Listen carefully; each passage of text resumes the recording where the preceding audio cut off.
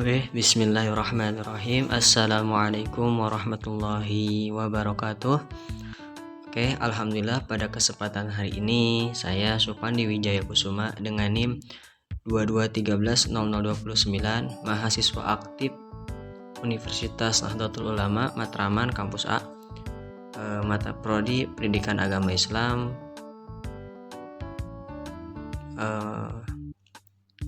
semester 6. Dan alhamdulillah pada kesempatan kali ini saya di sini ingin membuat sebuah video yang dimana video ini saya buat untuk memenuhi tugas ujian akhir semester 6 pada mata kuliah Teknologi Pendidikan yang alhamdulillah diampuh oleh dosen kita Ibu Pika. Sebelumnya saya ingin menjelaskan bahwa video ini saya buat menggunakan dua aplikasi AI, yang dimana dua aplikasi ini ataupun dua website ini yang sering umum digunakan bagi kita. Yang pertama, saya mengambil materi itu dari ChatGPT yang biasa kita ketahui ChatGPT. Kemudian setelah materinya saya ketemukan, saya olah lagi untuk mencari kebenaran atas informasi yang saya dapatkan mengenai materi yang akan kita bahas. Kemudian saya membaca juga lewat makalah yang udah kita presentasikan dulu dan juga penelitian terdahulu seperti kayak jurnal dan juga artikel. Jadi untuk memastikan kebenaran daripada materi yang sudah dibuatkan oleh ChatGPT. Setelah materi sudah terkumpul, baru saya beranjak ke teknologi AI yang kedua, yaitu Gamma. Yang dimana Gamma ini adalah salah satu teknologi AI yang dibuat dengan kelebihannya, yaitu membuat sebuah PowerPoint ataupun kayak semacam stiker yang dimana ini bisa dimanfaatkan untuk kita presentasi, memudahkan untuk para guru tenaga pengajar dalam menyampaikan pembelajarannya. Oke, jadi baik tanpa lama-lama di sini saya akan menjelaskan materi yang akan kita bahas hari ini, yaitu teknologi pendidikan. Nah, sebelum kita memahami apa sih itu teknologi pendidikan, manfaat teknologi pendidikan itu apa sih, kemudian contoh teknologi yang bisa dimanfaatkan dalam dunia pendidikan, alangkah baiknya kita memahami terlebih dahulu mengenai teknologi pendidikan ini. Oke, pengertian teknologi pendidikan. Kata teknologi berasal dari bahasa Yunani teknologia, yang berarti penanganan suatu secara sistematis. Techhe berarti seni, ilmu, dan keterampilan. Teknologi pendidikan adalah metode bersistem untuk merencanakan, menggunakan, dan menilai seluruh kegiatan pengajaran dan pembelajaran. Nah, adapun definisi menurut Kamus Besar Bahasa Indonesia, di situ dijelaskan bahwa teknologi pendidikan adalah metode bersistem untuk merencanakan, menggunakan, dan menilai seluruh kegiatan pengajaran dan pembelajaran dengan memperhatikan baik sumber teknis maupun manusia dan interaksi antar keduanya, sehingga mendapatkan bentuk pendidikan yang lebih efektif. Nah, jadi kesimpulan daripada kedua pengertian tersebut, kita tadi yang pertama itu pengertian dari jurnal yang saya cari, kemudian yang kedua menurut KBBI. Jadi kesimpulannya itu teknologi pendidikan adalah metode ataupun cara yang biasa digunakan sistem untuk mengembangkan, melaksanakan, dan mengevaluasi proses belajar berdasarkan teori berjalan dan berbagai sumber belajar. Tujuannya adalah menjadikan pembelajaran lebih efektif dan lebih efisien. Nah, jadi teknologi ini diciptakan, kemudian teknologi ini dibuat dengan sedemikian rupa dengan tujuan itu beragam. Salah satunya pada pendidikan, dengan tujuannya yaitu menjadi pembelajaran yang lebih efektif dan efisien. Ketika guru sudah memberikan ataupun ketika guru ingin memberikan pembelajaran kepada setiap siswa, pasti seorang guru itu merencanakan capaian pembelajaran yang akan dicapainya. Nah, bagaimana untuk mencapai capaian pendidikan yang sudah direncanakan?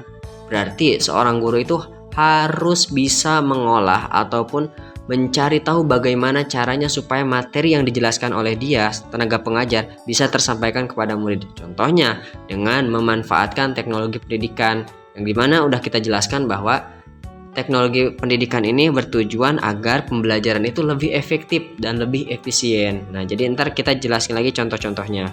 Kemudian, adapun manfaat utama teknologi pendidikan sebagai berikut. Yang pertama, akses sumber belajar.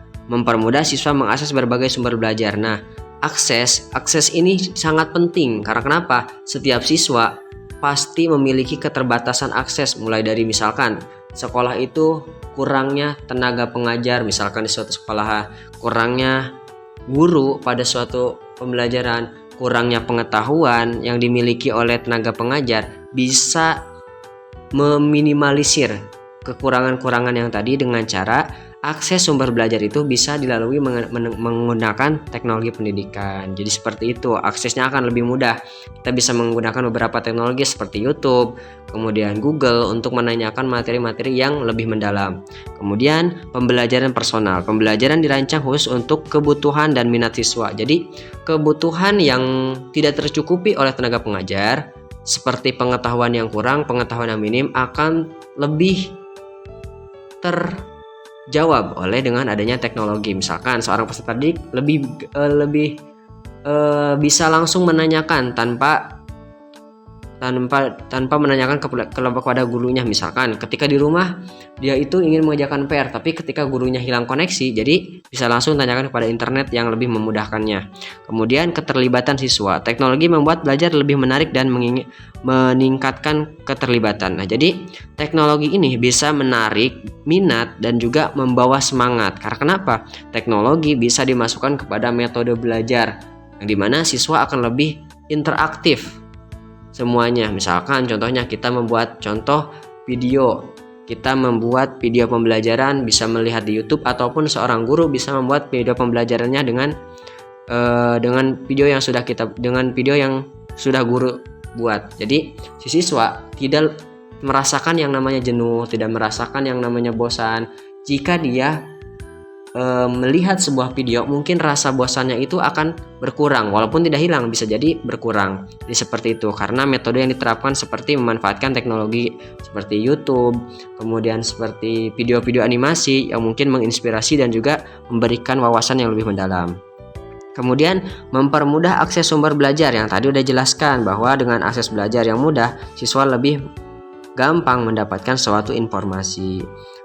Pembelajaran yang personalisasi kayak tadi, adaptif, menyesuaikan materi dan kecepatan belajar dengan gaya belajar individu, memastikan setiap siswa mendapatkan dukungan yang tepat. Jadi kurangnya pemahaman yang didapatkan oleh guru bukan lagi alasan untuk siswa kurang mendapatkan materi. Jadi siswa misalkan di sekolah itu mendapatkan sebuah materi, kemudian waktu yang digunakan untuk guru menjelaskan itu tidak cukup.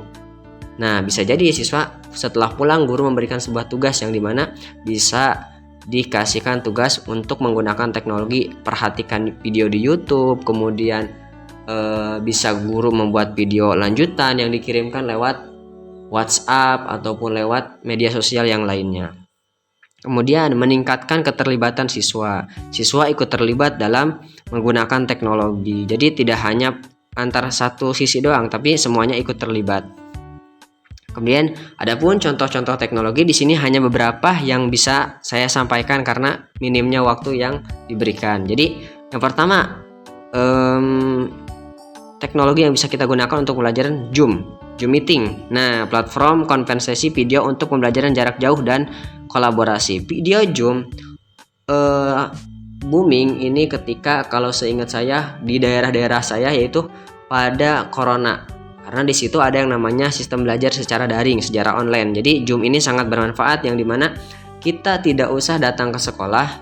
Setiap siswa hanya dikasih link pembelajaran oleh guru. Kemudian ketika sudah masuk ke dalam waktu belajar, tinggal diklik link yang udah dikasihkan oleh guru. Kemudian semua siswa dan juga guru masuk ke dalam satu platform. Nah, di situ bisa berkumpul dengan bertukar pikiran, dan guru bisa yang namanya menyampaikan materi walaupun secara tidak tatap muka karena waktu itu sedang corona, dan alhamdulillahnya bisa digunakan sampai sekarang. Jadi itu yang pertama, Zoom. Yang kedua, ChatGPT. Seperti materi yang saya dapatkan ini berawalan dari ChatGPT yang saya olah kembali dengan materi yang saya olah, kemudian materi yang saya temukan itu diperjelas lagi melalui jurnal. Kemudian ChatGPT ini adalah sebuah teknologi bantuan AI, yang dimana ChatGPT ini seperti WhatsApp, akan tetapi kita itu bisa menanyakan apa yang kita inginkan, seperti membuat video, seperti membuat foto, membuat beberapa pengertian dan lain sebagainya. Kemudian Gamma. Nah, Gamma ini adalah contoh materi yang hari ini saya buat. Saya tidak menggunakan aplikasi seperti Canva ataupun tidak menggunakan KineMaster untuk membuat poster dan juga gambar ini, tapi saya menggunakan Gamma. Nah, Gamma ini teknologi AI. Nah, itu teknologi yang 3 itu. Kemudian selanjutnya masa depan pendidikan. Nah, teknologi terus berkembang membentuk masa depan pembelajaran yang lebih inklusif, adaptif, dan menarik bagi semua. Mari kita terus berinovasi untuk pendidikan yang lebih baik. Jadi masa depan pendidikan Indonesia tergantung pada anak daripada anak-anak sekarang. Jadi pendidikan itu sangat penting untuk kedepannya, karena pendidikan ini dapat menjangkau luas akses yang akan dimiliki oleh setiap siswa. Siswa bisa mencari beasiswa di luar negeri, siswa bisa menggali beberapa informasi seperti lowongan pekerjaan, kemudian seperti platform-platform yang mungkin bisa diakses. Nah, jadi seperti itu. Jadi penting sekali teknologi untuk dipahami oleh setiap siswa. Jangan sampai siswa kita ketinggalan dengan siswa yang lain-lainnya. Karena kenapa? Tujuan daripada pendidikan adalah untuk menjemput masa depan yang akan datang. Jadi kurang lebihnya dari saya segitu. Saya ucapkan terima kasih. Mohon maaf apabila ada kekurangan. Saya atas nama Supandi Wijaya Kusuma dengan NIM 22130009 program studi pendidikan agama Islam, saya mengucapkan terima kasih. Kurang lebihnya mohon maaf. Wassalamualaikum warahmatullahi wabarakatuh.